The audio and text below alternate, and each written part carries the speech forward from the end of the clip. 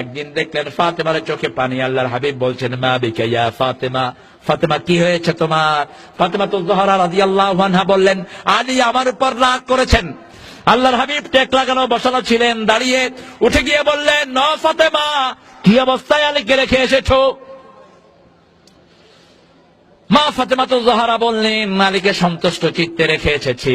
তারপরেও তিনটা কথা ফাতেমাকে বললেন মুহাম্মদ সাল্লাল্লাহু, বললেন, ও ফাতেমা, আলীকে অসন্তুষ্ট রেখে যদি তুমি মারা যেতা, আমি তোমার বাপ হইয়া তোমার জানাজা পড়াতাম না। ও ফাতেমা শুনো, তুমি যদি মহিয়সী নারী হও মরিয়মের মতো, শরীর কোনো কারণে যদি তোমার স্বামী তোমার উপর রাগ করে, তোমার কোনো ইবাদত আল্লাহর দরবারে কবুল হবে না। ও ফাতেমা, সব সময় তোমার স্বামীকে সন্তুষ্ট রেখো। সুবহানাল্লাহ বলেন। আবার ফাতেমাও কিভাবে সন্তুষ্ট রাখতেন দেখেন। আল্লাহর হাবিব দেখতে গিয়েছেন মা ফাতেমাতুজ জাহরাকে, দিনেও যেতেন রাতেও যেতেন। এত বেশি ভালোবাসতেন ফাতেমাকে, জীবনে কোনোদিন বিশ্বনবীর ঘর থেকে আলাদা করেন নাই। ফাতেমাকে পাশেই বাড়ি বানিয়ে দিয়েছেন। সেই ফাতেমাকে দেখতে গিয়ে দেখেন জোহরের নামাজের পরে তিনি বসে বসে নামাজ পড়ছেন।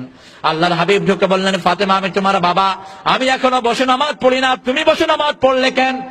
ফাতেমা জোহরা রাদিয়াল্লাহু আনহা বললেন, আব্বা, বসে নামাজ এই জন্য পড়ি নাই, আমি দুর্বল, বসে নামাজ পড়ছি এই জন্য এই সময় আপনি আসতে পারেন। আর যে কাপড়টা আমি পরিধানে রেখেছি, এই কাপড়টার ভিতরে কয়েক জায়গায় ছিদ্রি আছে, এসে যদি দেখেন ছিদ্রিওয়ালা কাপড় পরে আমি নামাজ পড়ছি, আলীর উপর আপনার মন খারাপ হয়ে যাবে। আলীকে হেফাজত রাখার জন্য আমি বসে বসে নামাজ পড়ছি। স্বামীকে কি মর্যাদা দিয়েছেন। এই জন্য আমাদের মেয়েদেরকে যদি ফাতেমার জীবনী, খাদিজাতুল কুবরার জীবনী পড়া হতো, আমাদের প্রত্যেকটা মেয়ে নেককারিনী হয়ে যেত। ঠিক কিনা বলেন?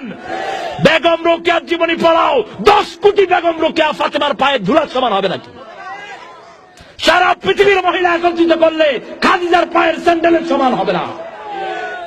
সুবহানাল্লাহ বলেন।